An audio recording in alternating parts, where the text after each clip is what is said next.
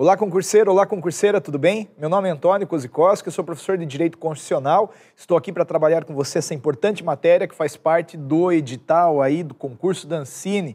Você vai trabalhar na Ancine, você vai passar nessa prova, você vai mandar aí sua cartinha, seu e-mail para a gente contando como é que foi. A gente está ansioso aí para te ouvir, tá certo? Você analisando o edital, você vai encontrar algumas emendas de Direito Constitucional, dependendo da área, dependendo do cargo que você pretende ocupar. O nosso curso, ele é baseado nas noções gerais de Direito Constitucional. Então a gente vai trabalhar com aquele edital mais enxuto, com aquela ementa mais enxuta. Existe uma outra ementa dentro do seu edital que vai trabalhar ali com controle de constitucionalidade, por exemplo, com temas mais complexos. A gente não. A gente vai trabalhar apenas com as noções gerais de Direito Constitucional, trabalhando com os seguintes pontos, dentre outros. A gente vai trabalhar com o conceito de Constituição, classificação das Constituições, princípios fundamentais, a gente vai trabalhar com direitos e deveres individuais e coletivos, nacionalidade, direito político, cidadania, partidos políticos, a gente também vai trabalhar com a organização do Estado brasileiro, fazendo uma análise muito detalhada da União, Estado, Distrito Federal e municípios, cada um desses com as suas competências. A gente também vai dar uma olhada no artigo 170 para frente da Constituição e, principalmente, aqueles dispositivos constitucionais que pegam aí a parte da cultura, que tem tudo a ver com o edital, tudo a ver aí com o seu concurso. Então, esse vai ser basicamente o nosso tema de estudos, tá? Não se preocupe também, porque se você der uma olhada nas últimas provas da Ancine, você nota que a incidência em direito constitucional acaba sendo para os direitos e deveres individuais e coletivos, acaba havendo também ali uma cobrança em matéria de competências, acaba havendo uma cobrança também daqueles pontos que dizem respeito à cultura. Esses, com certeza, farão parte da nossa análise. Outros temas mais aprofundados que fazem parte daquela outra ementa, a gente vai deixar de lado, tá certo? Agora, nisso daqui, a gente vai analisar focadinho para a CESP. E a CESP? O que é a banca CESP? O que faz a banca CESP? Você provavelmente já tem uma noção do que é a CESP e sabe que ela trabalha com aquelas questões que levam em consideração não apenas a letra fria da Constituição, mas também alguns aspectos jurisprudenciais. A gente vai trazer, na medida do possível, isso para dentro da nossa aula. Eu digo na medida do possível porque tem alguns temas que não tem muitas discussões jurisprudenciais. Por exemplo, nacionalidade. Aqui não haverá grandes tergiversações jurisprudenciais a respeito do tema. Então aqui a gente vai trabalhar numa perspectiva um pouquinho mais literal, mas complexa ao mesmo tempo, tá? Não se preocupe, a gente vai fazer uma análise bem legal. De resto, você não esqueça o seguinte, você tem a possibilidade de ver essa aula quantas vezes você quiser, você tem um banco de questões ao seu dispor, você pode mandar o seu e-mail, sua cartinha para cá com a sua crítica, a sua sugestão, seu elogio, sua dúvida, manda ou a prova vai te responder. Nós vamos te responder, tá? Você faz parte da família, a gente cuida de você. Fique tranquilo que tudo dará certo, tá bom? Também haverá aí chat com os professores, também haverá gabarito comentado ao final da prova, tudo isso para te tranquilizar. Depois do gabarito comentado, você vai mandar aí sua cartinha pra gente dizendo que você foi aprovado, eu tenho certeza absoluta disso.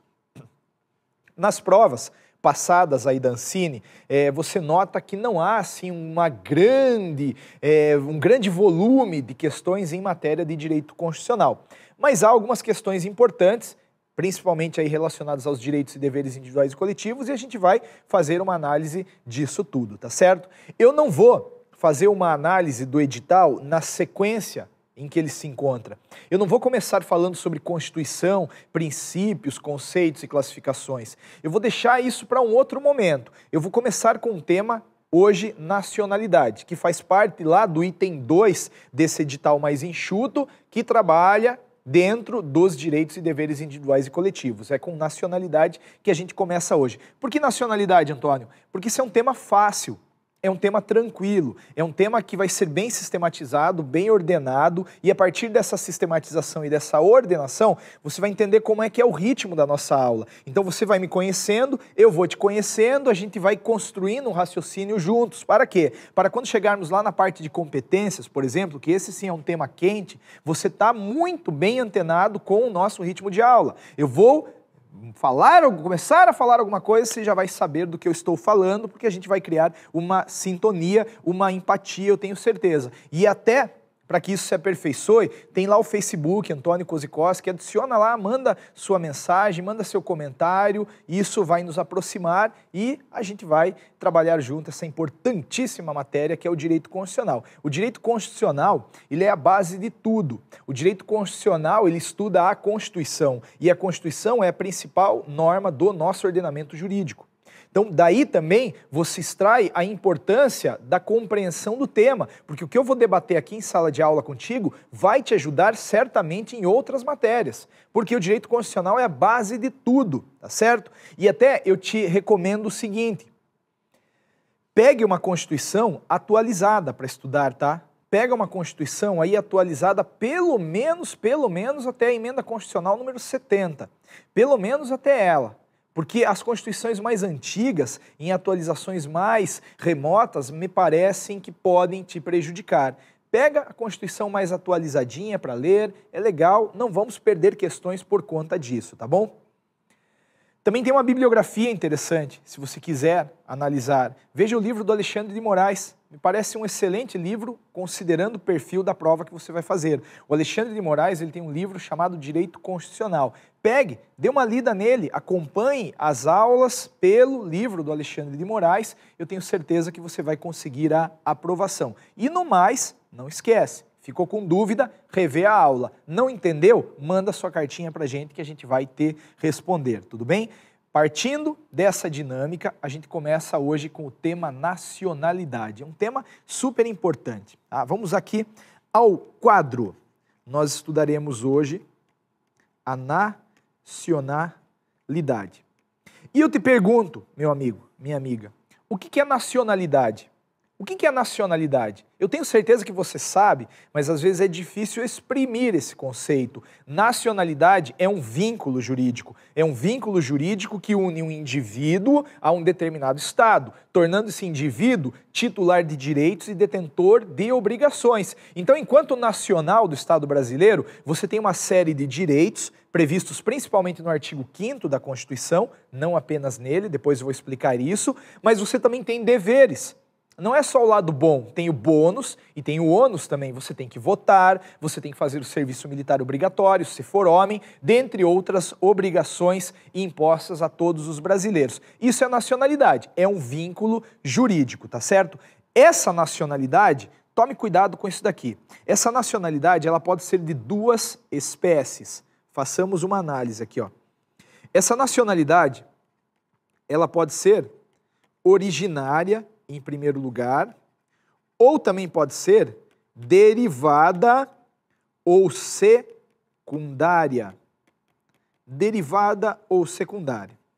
Cada uma dessas tem algumas características que eu queria que você, desde logo, ficasse atento.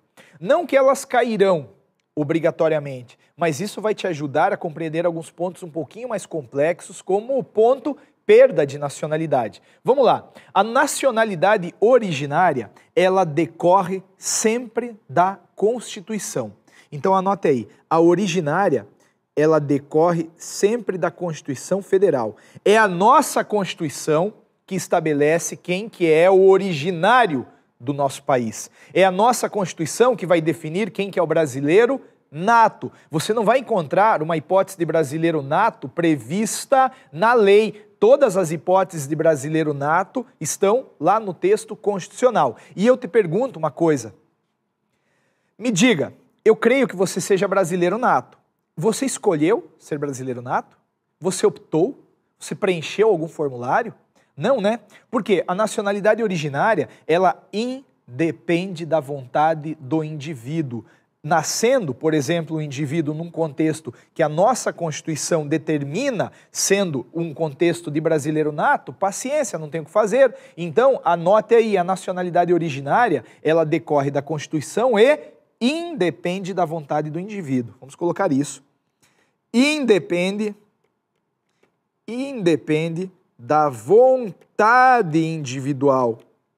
A gente não opta, não esqueça disso, por ser brasileiro nato. A gente nasce numa hipótese em que o texto constitucional nos dá esse status e pronto. Agora, a nacionalidade derivada ou secundária, ela é diferente. Essa nacionalidade secundária ou derivada, ela decorre, vejamos, ela decorre da Constituição Federal e também da lei. Se você olhar o nosso ordenamento jurídico, você vai encontrar hipóteses de brasileiro naturalizado, tanto no texto constitucional, quanto na Lei 6.815, que é o Estatuto do Estrangeiro. Então a gente compreende que a nacionalidade secundária decorre dos dois, da Constituição e da lei. E esta daqui, ao contrário da primeira, depende da vontade do indivíduo. Coloque aí. Esta depende da vontade individual. Esta daqui pressupõe sempre um pedido da parte. Esta daqui vai obrigar, por exemplo, que o estrangeiro venha ao nosso país, cumpra alguns requisitos, requeira a nacionalidade e, se for o caso, o Estado dá. Então toma cuidado, a nacionalidade secundária, via de regra, ela depende da vontade do indivíduo, ao passo que a originária independe, tudo bem? Ainda, eu queria que você tomasse cuidado com uma coisa. Essa nacionalidade originária, ela é fixada com base em dois critérios. Um deles é o ius soli e o outro é o ius sanguinis. Veja, pelo critério ius soli, terá a nacionalidade originária aquela criança que nasce no território do Estado. Pelo critério ius sanguinis, por outro lado, terá a nacionalidade daquele Estado o filho do nacional daquele Estado. Eu já te adianto uma coisa, você, se for brasileiro nato, se tudo aconteceu conforme o 12, inciso 1, a linha A, você é brasileiro nato porque você nasceu em território brasileiro. Você é brasileiro nato porque o nosso texto constitucional estabeleceu como regra o critério ius soli ou ius loci. Você pode encontrar esse nome também na prova. A CESP às vezes utiliza essa expressão. Anote aí, ius soli ou ius loci. Loci de local, tá bom? Então, essa é uma primeira introdução aqui ao nosso assunto. É importante, pode ser que caia, até porque a CESP tem alguns precedentes cobrando essa teoria geral da nacionalidade, mas me parece que algo muito importante para você levar para a prova é a diferença que há entre o brasileiro nato e o brasileiro naturalizado. Veja uma coisa aí, ó. Quando a gente for falar de brasileiro nato, eu estarei falando de uma nacionalidade originária. Quando eu for falar de um brasileiro naturalizado, estarei eu falando de uma nacionalidade derivada ou secundária. Tá bom? Bastante cuidado com esses pontos. Vamos para frente, Brasil. Veja aí, nosso próximo ponto. A gente vai analisar agora o artigo 12, inciso 1º. O 12, inciso 1º, trabalha com o reconhecimento do brasileiro nato. Quem que é brasileiro nato segundo o texto constitucional brasileiro? Segundo o artigo 12, inciso 1, a linha A, anote aí, são considerados brasileiros natos os nascidos no Brasil. Veja, nascido no Brasil. Isso aqui é a confirmação daquilo que eu havia lhe falado há pouco. O Brasil adotou o critério ius soli, adotou o critério ius sanguinis como regra. No entanto, a Constituição ela vai adiante nesse dispositivo e fala o seguinte: é considerado brasileiro nato o nascido no Brasil, ainda que de pais estrangeiros, coloque isso aí no seu caderno, ainda que de pais estrangeiros, desde que eles não estejam a serviço oficial do país de origem. Eu quero que você leia comigo isso mais uma vez e eu quero que você tome cuidado com o seguinte. São considerados brasileiros natos, nascidos no Brasil, ainda que de pais estrangeiros, desde que eles não estejam a serviço oficial do país de origem. Essa palavra oficial você não vai encontrar no texto constitucional, mas ela é determinante para você acertar a questão. Vejamos. Se o meu filho nasce no Brasil, ele é considerado o quê? Brasileiro nato, porque caiu na regra do nascido no Brasil. Ótimo, fácil, rápido e indolor. Agora pensa o seguinte, um casal de mexicanos de férias no Brasil tem aqui o nenê. Esse nenê é considerado o quê? Brasileiro nato, porque os pais não estavam a serviço oficial do país de origem, não estavam a serviço oficial do México, estavam de férias no Brasil. Brasileiro nato, portanto, será o nenê. De outro lado, imagine o seguinte, um casal de franceses, diplomatas, vieram representando a França num evento aqui no Brasil, vieram representando o país de origem num congresso realizado no Brasil. Aqui nasce a criança daquela francesa que estava grávida. Esse nenê será considerado brasileiro nato? Não será considerado brasileiro nato. Perfeito. Não será brasileiro nato por quê? Porque os pais estavam a serviço da França. E tome cuidado com uma coisa. Eu posso de antemão dizer que esse nenê não é considerado brasileiro nato, mas eu não posso dizer que ele é francês. Por que eu não posso dizer que ele é francês? Porque eu não conheço a Constituição da França.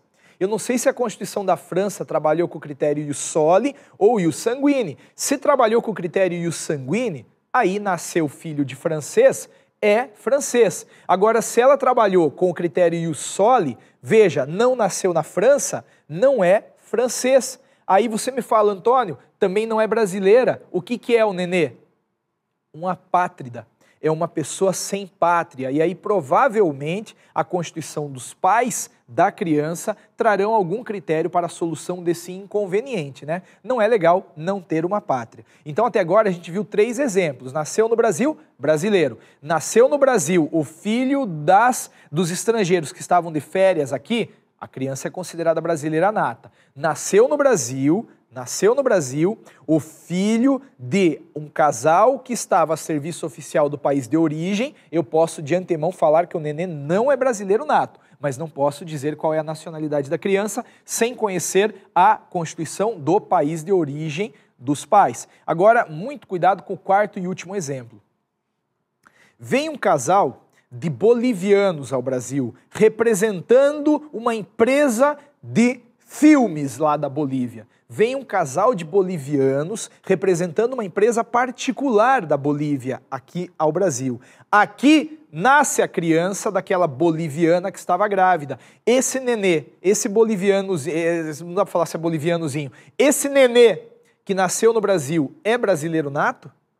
Sem sombra de dúvida é brasileiro nato. Por quê? Os pais não estavam a serviço oficial do país de origem. Os pais estavam a serviço de uma empresa particular, de uma empresa privada. Então, com certeza, não incide a discriminação, a criança é brasileira nata. Por isso que eu pedi, volta aí para o seu quadro, por isso que eu pedi que você desse um destaque para esta palavrinha.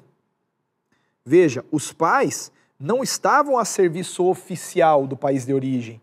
Os pais estavam a serviço de uma empresa privada, de uma empresa particular, e isso, sem dúvida alguma, faz a criança conquistar a nacionalidade originária brasileira, faz da criança um brasileiro nato, simplificando, tá? Toma cuidado com esse dispositivo, ele é importante, ele é fácil, é rápido, é simples, é indolor. E eu lhe pergunto, aluno, aluna da prova, se a Constituição se preocupou com o filho do estrangeiro que nasce aqui dentro, ela não vai se preocupar com o filho do brasileiro que nasce lá fora? Com certeza vai, né? Então a gente vai para a linha B agora. O 12, inciso 1, a linha B, diz o seguinte: são considerados brasileiros natos os nascidos no estrangeiro. Os nascidos no estrangeiro. De pai ou de mãe brasileira, de pai ou de mãe brasileira, desde que a serviço oficial da República Federativa do Brasil. Ou seja, desde que o brasileiro, desde que o cônjuge brasileiro esteja a serviço oficial da República Federativa do Brasil. É muito simples esse dispositivo, é o caminho inverso daquele que a gente viu no início. Se eu sou diplomata brasileiro, e estou trabalhando, estou atuando lá na embaixada da onde? Da Rússia. Se lá nasce meu filho, com certeza esse filho é brasileiro nato. Não faria sentido o Brasil me mandar para lá e não reconhecer ao meu filho a nacionalidade originária. Então perceba, nasceu fora do Brasil. O filho daquele pai ou daquela mãe que estava a serviço oficial da República Federativa do Brasil, a criança é brasileira nata. Mas vamos analisar um pouquinho mais aprofundado isso. Quando eu penso no embaixador, no diplomata, é muito fácil você pressupor um serviço oficial a favor do país de origem, a favor do Brasil. Mas eu lhe pergunto, uma deputada federal que vai participar de um evento fora do Brasil representando a Câmara de Deputados, tem lá fora a criança. Essa criança é considerada brasileira nata? Sim, porque a mãe deputada federal estava a serviço oficial do país de origem. Outro exemplo, a prefeita da sua cidade, grávida, vai para o Paraguai representar o Brasil num fórum internacional de prefeitos. Lá nasce a criança. A criança é brasileira nata? Claro que é, porque a prefeita estava a serviço da República Federativa do Brasil. O que eu quero com essa fala é que você entenda que serviço oficial do Brasil não é apenas o diplomata, não é apenas o cônsul, o embaixador. Serviço oficial a favor da República Federativa do Brasil é aquele prestado no interesse da, vamos lá, anote isso, é aquele prestado no interesse da União, do Estado, do Distrito Federal e também do município. Tudo isso no âmbito da administração pública direta e indireta, poder legislativo, poder judiciário, tanto faz. Estando a serviço da República Federativa do Brasil, é a criança considerada brasileira nata, sem sombra de dúvida, tá? Não tenha receio em responder desta forma na hora da sua prova. Você tem que considerar, aluno ou aluna da prova, que o serviço oficial atrai a nacionalidade. Se eu sou brasileiro, estou lá fora e lá fora nasce minha criança, se eu estiver a serviço oficial do meu país, a criança terá nacionalidade brasileira. De outro lado, o estrangeiro que está a serviço oficial do país de origem e que tem a criança aqui no Brasil, provavelmente a nacionalidade será a nacionalidade dos pais, nunca a nacionalidade brasileira, porque na linha A passada a gente entendeu isso muito bem. Então, foque-se nesses dois dispositivos e eu tenho certeza que tudo dará certo. Só que eu quero te perguntar mais uma coisa. Você, mulher, ou você, homem, casado com uma mulher grávida, passa nesse concurso da Ancine. Você passa feliz da vida, você fala, eu vou agora pegar uma temporadona lá em Cidade de Leste. Vou lá jogar um cassino, vou lá comprar muamba, comprar videogame, comprar maquiagem eletrônica e assim por diante. Se lá nascer seu filho, você estava grávida, ou você é casado com alguém que estava grávida. Se lá nascer seu filho, essa criança será considerada brasileira nata? Pelo que a gente viu até agora, não. Pelo que a gente viu até agora, não, porque você não estava a serviço oficial da República Federativa do Brasil. Você estava o quê? Comprando lá eletrônicos, maquiagens e bugigangas. Só que isso não é necessariamente justo. E sabendo que não é necessariamente justo, a Constituição trouxe uma nova alínea. Veja aí a alínea C do artigo 12, inciso 1º. São considerados brasileiros natos os nascidos no estrangeiro, vírgula, de pai ou de mãe brasileira, note que de novo não precisam ser os dois, basta que seja um, desde que, aqui a Constituição vai te dar duas possibilidades, desde que a criança seja registrada em repartição brasileira competente. Vamos mudar o exemplo um pouquinho. Você passou na prova da Ancine, pegou tua esposa grávida e foi para Paris. Foi para Paris, dar uma olhada lá como que é a produção cinematográfica, muito interessante, Paris. Lá nasceu a criança. Como é que você vai trazer essa criança de volta para o Brasil? Vamos pensar. Você vai botar na mala e trazer? Não. Você vai passar com ela no colo? Pera lá, precisa de um documento. Se você registrou o nenê numa repartição brasileira competente, numa embaixada, num consulado, automaticamente você deu a essa criança o status de brasileira nata. Por quê? Porque a Constituição fala, é considerado brasileiro nato o nascido no estrangeiro, de pai ou mãe brasileira, desde que a criança seja registrada em repartição brasileira competente. Tá? Essa é uma possibilidade. Tem uma segunda que é muito comum, presta atenção. É muito comum no dia a dia empresarial, alguma multinacional chamar um brasileiro, chamar uma brasileira ou um casal. E aí esse casal, ou esse brasileiro e brasileira, vão para fora do Brasil, começam a trabalhar lá fora, criam raízes e perdem o interesse pelo Brasil. E aí eu te pergunto, se lá fora esse brasileiro tiver uma criança e não registrar a criança na repartição brasileira competente, é óbvio que a criança não será brasileira nata. Mas ela poderá ser brasileira nata um dia? Sim, se a criança fizer o seguinte, veja lá, segunda possibilidade. Se a criança fixar residência no Brasil e optar a qualquer tempo,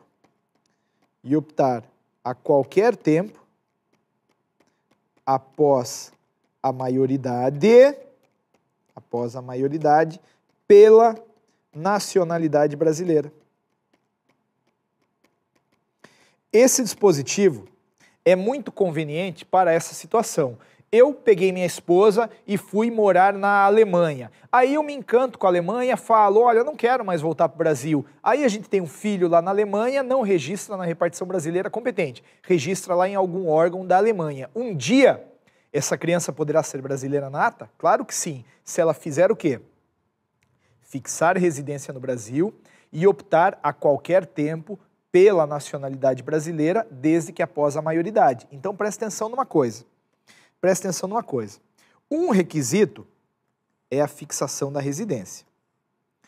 Outro requisito é a opção a qualquer tempo. Eu tenho que optar a qualquer tempo. Mas tem que ser a qualquer tempo após a maioridade. Quero dizer, eu tenho que fixar residência no Brasil, tenho que ter 18 anos e aí até os meus 140 anos eu posso optar a qualquer tempo. Cuidado!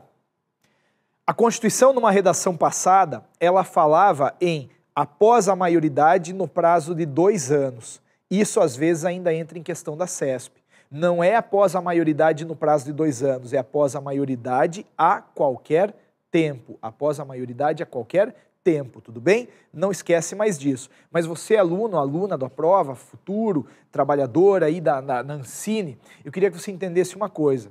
E se vem uma criança com 10 anos para o Brasil e fixa a residência aqui, ela pode optar pela nacionalidade brasileira? Não, porque ela não completou 18 anos ainda. E aí você me pergunta, tá, se ela não pode optar, o que ela será? Ela será brasileira? Aqui tem uma regrinha interessante, veja só.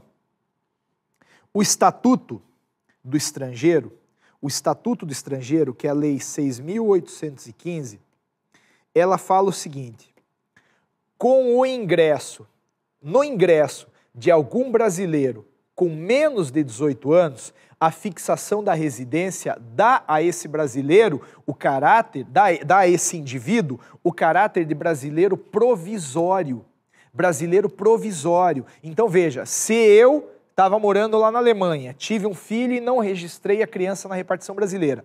Eu mudei para o Brasil quando a criança tinha 10 anos, a criança fixou residência no Brasil. É óbvio que ela não pode ainda optar pela nacionalidade brasileira porque ela não completou 18 anos, mas seria justo deixá-la sem o status de brasileira? Não, por isso a Lei 6.815 fala que essa criança que entra no Brasil antes dos 18 anos, ela pode, se for filha de pai ou de mãe brasileiro, conseguir o status de brasileira provisória. Provisória porque ela terá um documento de identidade com validade, ela terá um documento de validade que acompanhará essa menina até os 18 anos, ocasião na qual ela poderá sim optar pela nacionalidade brasileira. Então, muito cuidado, estas são as hipóteses de brasileiros natos. Eu queria que você revisse isso daí, tá? Dá uma olhada nisso com calma, tudo vai dar certo. Só não esquece de uma coisa.